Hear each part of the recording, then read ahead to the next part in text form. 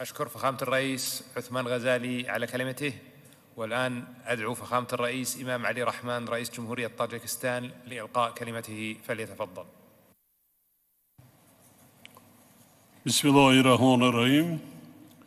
محترم رئیس والا حضرت محمد ابن سلمان آل سعود، ولیعهد و رئیس شورای وزیران پادشاهی عربستان سعودی، محترم سران دولت‌ها و رهبران هیئت‌ها، محترم دبیر کل سازمان همکاری اسلامی، ما تشبث خادم حرمین شریفین پادشاهی عربستان سعودی اعلی حضرت شاه سلمان ابن عبدالعزیز آل سعود را با حیث رئیس کنونی سمیت اسلامی عاید به دعوت همایشی اضطراری سازمان همکاری اسلامی سری وقتی و مهم می‌دانم.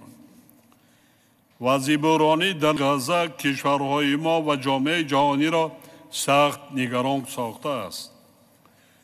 تاجیکستان جراحت برداشتن و کشته شدن هزاران نفر اهالی آسایشته و در این میان زنان و کودکان، همچنین خراب گردانیدن انفراستراکچور حیاتاً مهم را در این بخش فلسطین شدیداً محکوم می‌کند. حالت این روزه بار دیگر آن حقیقت را ثابت می‌سازد که قضیه فلسطین راه حل نظامی ندارد.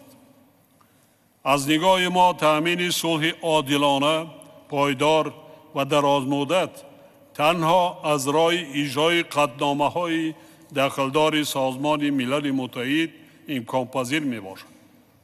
در این زمینه تاجیکستان از تأسیس دولت فلسطین با پایتخت آن شهر بیت المقدس شرقی در اساس مرزهای سال 1967 جانبداری می‌کند. ما و شما می‌دانیم که مجمع عمومی سازمان ملل متحد 29 نوامبر سال 1947 درباره در سرزمین فلسطین تأسیس دادن دو دولت مستقل قطعنامه رقم 181 را قبول کرده بود. اما تا امروز آرزو و آمال مردم فلسطین در مورد تأسیس دادن دولت خود عملی نگردیده است.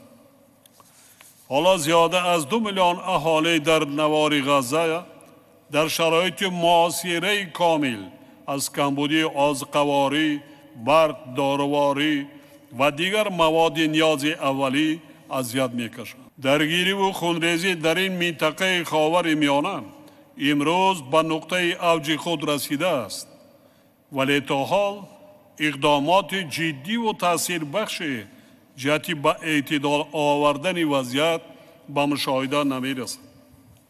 گذشته از این، جانب‌های علاهیده موقع دخوره و خاموشی را اختیار کرده فلاکت بشری را که امروزها در نوار غزه ادامه دارد نادیده می‌گیرند. سازمان همکاری اسلامی را ضرور است که در همکاری با جانب‌های منفعت‌دار جهت خاتمه هرچه زودتری مناقشه و درگیری‌ها اقدام نماید. همچنین لازم است که در اساس نقشه مقصدناک بشردوستانه و مردم فلسطین کمک‌های لازمه و تأخیر ناپذیر رسانیده شوند. خطر و تهدیدهای جدی که امروزها در پهنای جهان اسلام جریان دارند ما را به وحدت و همراهی و متحدی و سرجمعی وادار می‌سازند. امروز ما شاهد آن هستیم که عاقبت‌های اقتصادی و اجتماعی منفی عامل‌های مذکور ثبات منطقه‌های مختلف عالم اسلام را جداً خللدار کردند. چون این وضع حساس ما را وادار می‌نماید که پیگیرانه راه‌های مؤثری تأمین رشد و پیشرفت اقتصادی و اجتماعی امت مسلمان را پیدا نماییم. قبلا من در سخنرانی‌های خود از منبرهای مختلف سازمان بارها ضرورت تأسیس فاند مخصوص سرمایه‌گذاری و رشد را برای دستگیری مالیوی و اجتماعی کشورهای جهان اسلام ذکر کرده بودم. بار دیگر تأکید کردنیم که در این روند کشورهای از لحاظ اقتصادی پیشرفته جهان اسلام می توانند نقش مؤثر داشته باشند.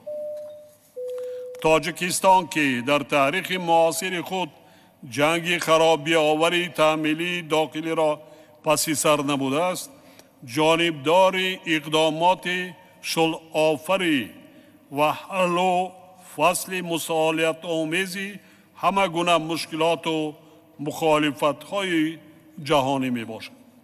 در این زمینه ما از جامعه جهانی بخصوص شورای امنیت سازمان ملل متحد دعوت میکنیم که روند حمایه ترتیبات بین المللی را در رابطه با فلسطین تحت نظارت قطعی قرار دهد. در فرجام میخواهم اظهار امید نمایم که نتیجه های همایش امروزه بر راه اندازی روند مذاکرات و حل و فصل قضیه فلسطین مساعدت خواهد کرد. تاجیکستان همیشه آماده است در این روند به اندازه امکان سهم خویش را گذارد. از توجهتان سپاسگزارم.